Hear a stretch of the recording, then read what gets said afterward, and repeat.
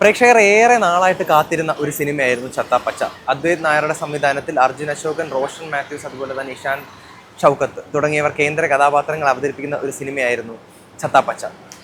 കണ്ടതിന് ശേഷം എനിക്ക് പറയാൻ പറ്റുന്ന പ്രധാനപ്പെട്ട ഒരു കാര്യം എന്ന് പറയുന്നത് തന്നെ നമ്മുടെ ചെറുപ്പകാലത്തൊക്കെ നമ്മൾ WWE അല്ലെങ്കിൽ അത്തരം റെസ്ലിങ്ങുകളൊക്കെ ഉണ്ടല്ലോ. അപ്പോൾ ഇതെല്ലാം കണ്ട് വളർന്ന ആളുകൾക്ക് ഒരുപാട് കണക്റ്റ് ആവുന്ന ഒരു സിനിമയാണിത്. ഇതിനകത്ത് ഓരോ ഫൈറ്റ് സീൻസും അത് എക്സിക്യൂട്ട് ചെയ്തിരിക്കുന്ന രീതികളെന്നൊക്കെ പറഞ്ഞു കഴിഞ്ഞാൽ ഭയങ്കര പെർഫെക്റ്റ് ആയിട്ടാണ്. കാരണം ഇത് അത്രയും നമുക്ക് കണക്റ്റ് ആവും. ഈ WWE അത്തരം ഫൈറ്റ് സീൻസുകളും അങ്ങനത്തെ കോമിക് ഫൈറ്റ്സ് ഒക്കെ ഇഷ്ടപ്പെടുന്ന ആളുകൾക്ക് ഏറെ കണക്റ്റ് ആവാൻ പറ്റുന്ന ഒരു സാധനമാണ് തീർച്ചയായിട്ടും ചത്താപ്പച്ച എന്ന് പറയുന്നത്. സിനിമയിൽ എനിക്ക് ഏറ്റവും എടുത്തു പറയേണ്ട ഒരു സംഭവം തോന്നിയിട്ടുള്ളത് സിനിമയിലെ മ്യൂസിക്കാണ്. മുജീബ് മജീദാണ് ചെയ്തിരിക്കുന്നത്. അറിയാമല്ലോ, മുമ്പുള്ള സിനിമകളെല്ലാം നമ്മൾ കണ്ടിട്ടുള്ളത്. അദ്ദേഹത്തിൻ്റെ മ്യൂസിക്കുള്ള ഒരു വ്യത്യസ്തത അദ്ദേഹം തീർച്ചയായിട്ടും ഈ സിനിമയിലും പുലർത്താനായിട്ട് ശ്രമിച്ചിട്ടുണ്ട്. ഈ സിനിമയിലെ പല സീനുകളെയും ഭീകരമായിട്ട് എലിവേറ്റ് ചെയ്യാനായിട്ട് മുജീബിന്റെ സംഗീതത്തിന് സഹായിച്ചിട്ടുണ്ട്. അതുപോലെ തന്നെ പെർഫോമൻസിന്റെ കാര്യം പറയുവാണെങ്കിൽ ഇതുവരെ ചെയ്ത് വെച്ചിട്ടുള്ളതിൽ നിന്ന് അർജുൻ അശോകന്റെ ആയാലും റോഷൻ മാത്യൂസിന്റെ ആയാലും ഇഷാന്റെ ആയാലും വ്യത്യസ്തമായിട്ടുള്ള ഒരു കഥാപാത്രം നമുക്ക് ഇതിൽ കാണാൻ പറ്റും. അർജുൻ അശോകന്റെ കുറച്ചൊരു റഗ്ഡ് ആയിട്ടുള്ള, കുറച്ച് ബോഡിയൊക്കെ ബിൽഡ് ചെയ്തിട്ടുള്ള അങ്ങനത്തെ ഒരു ക്യാരക്ടറാണ് ഇതിനകത്ത് കാണാൻ പറ്റുന്നത്. കുറച്ചും കൂടി സ്ട്രോങ് ആയിട്ട് നിൽക്കുന്ന ഒരു ക്യാരക്ടറാണ് അർജുൻ അശോകൻ നമുക്ക് കാണാൻ സാധിക്കുന്നത്. എന്നാൽ അതേ സമയം തന്നെ കുറച്ചുകൂടി സിമ്പിളായിട്ട് നിൽക്കാൻ പറ്റുന്ന, ആളുകളായിട്ടൊക്കെ പെട്ടെന്ന് ഇടപഴകുന്ന, ജെല്ലാവുന്ന ഒരു കഥാപാത്രമായിട്ടാണ് അർജുൻ അശോകൻ ഇതിൽ വരുന്നത്. ചാവി എന്നാണ് അർജുൻ അശോകൻ ചെയ്തിരിക്കുന്ന കഥാപാത്രത്തിന്റെ പേര്.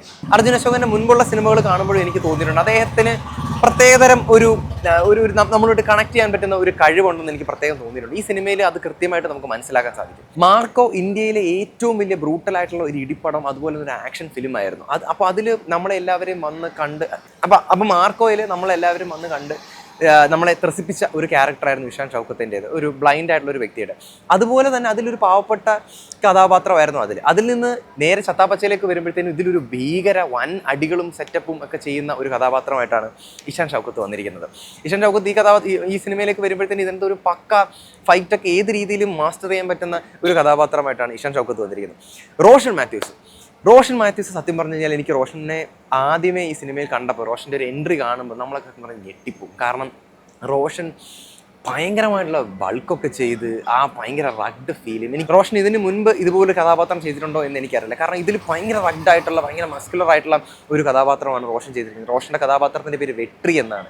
അപ്പം വെട്രി, ഈ റോഷനും ഇഷാനും സാവിയും തമ്മിലുള്ള ഒരു സൗഹൃദവും അത് മുമ്പോട്ട് എങ്ങനെയാണ് അത് തമ്മിൽ തെറ്റുന്നതും എന്നൊക്കെ പറഞ്ഞു പോകുന്ന ഒരു കഥയാണ് ചത്താപ്പച്ച പറഞ്ഞു പോകുന്നത്. പക്ഷേ ഇതിനേക്കാളും എല്ലാം ഉപരി ചത്താപ്പച്ചയിൽ ഏറ്റവും കോറായിട്ട് നിൽക്കുന്ന ഒരു സംഭവം എന്ന് പറയുന്നത് ഇതിലെ ഫൈറ്റ് സീക്വൻസ് ആണ്.